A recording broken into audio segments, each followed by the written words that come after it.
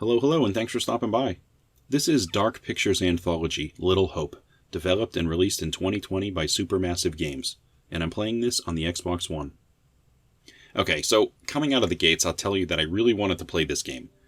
And I pop the disc in, and the first thing I run into is a message that says I need a 30 gigabyte download to play the game. Are you serious? I'm really starting to hate this about modern games. I bought a disc with a game on it, and now the game is not on the disc, it seems, or at least not a playable version. And then it tells me that the game is all ready to start, so I try to start it. It's not ready to play. So now I'm in a loop and I have to go back and forth for over an hour before I can finally play this game. It is really frustrating to be in a generation of advanced game consoles where I can't just buy a game, bring it home and play it. I have to bring it home, plug it in, and then potentially wait hours until I can actually play it while they download updates and fixes because they didn't test it enough at the development house. It's just really frustrating. And it also takes a ton of space on the system. It's crazy. These systems don't come with 10,000 terabytes of space. They have limited space. And when I'm putting this much data for a game on the system, if you've got 10 games in your collection, you could potentially top out your system. It's frustrating. This didn't happen in prior generations. And I got this sneaking suspicion that 5 years from now I'm going to pop in this game, the servers will be down, and I won't be able to play this one anymore, which it's really frustrating to think about when it happens, and I don't know if they have a solution. Anyway, getting back to the game. I've played games like this before, and I like it. I like it a lot. This game is like playing a really long movie. Honestly, it feels almost a little less like a game and more like a movie experience. If you've not played one of these types of games before from Supermassive Games, you should consider it. They're really trying to push the envelope with storytelling, and I think it's great. This is a horror game, and I'm going to do my best here. I'm not going to have spoilers. Honestly, I don't know if the basis of the story is going to actually change dramatically depending on the paths you choose, but it might. It wouldn't surprise me. I got to the end of this one, and I got my answer to what was happening, and I was like, oh, okay. But now I know I have to replay it to figure out what will change by the time I do it again.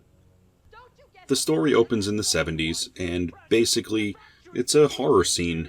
There's a tragedy that occurs in this introduction scene, and a bunch of people die.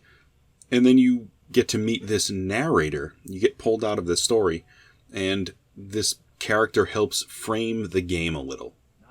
And then you're in modern times, and the story starts, and you're in a bus crash.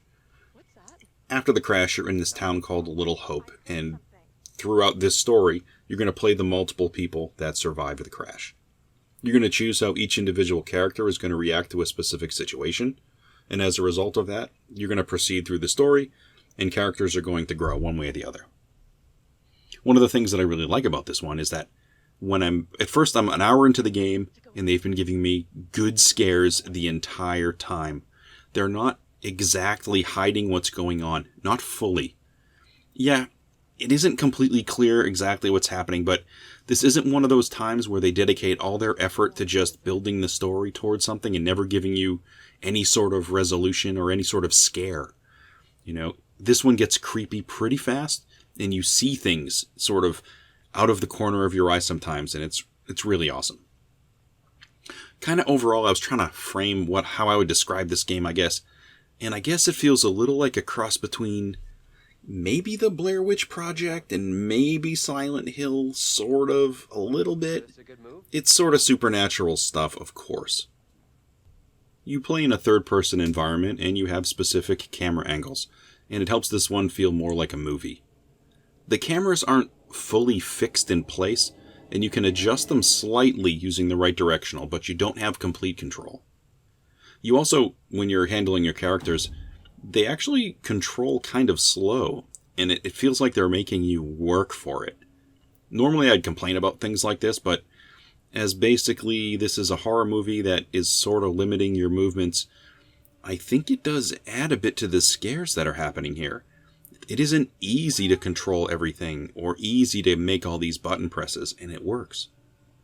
I think when you finish this one and you do get the full picture of what's actually going on, I found myself liking it enough, and it kind of made me wonder how long it would take me to do this again to get to the other endings. I'm not sure how many endings there are, but I do know there are multiple different branches here, and you can grow your characters in different directions, which means they're going to have different stories, different little movies and actions on, and there's also tons of little things that you can find along the way. There are postcards, there are little in-game, video sort of things you can identify. There's a whole bunch of stuff you can find, which is really neat. Now, I played another game from the manufacturer called Until Dawn. I played that a few years back. That one felt a little more complex than this one. But I do like this one a lot, and I'm going to play it again using the characters in a different capacity. Some of the button presses in this one caught me off guard. They popped up on screen and you have to do something. So I ended up getting a couple people killed, but it's interesting, this also isn't a game that gives you do-overs. If you fail, something happens, and you don't go back. It isn't like you're playing a game that you can just load a save and retry to do a section. No, it continues you moving forward. I think the one thing that really stands out that I think is kind of weird, and I haven't explored it yet, they have a multiplayer option.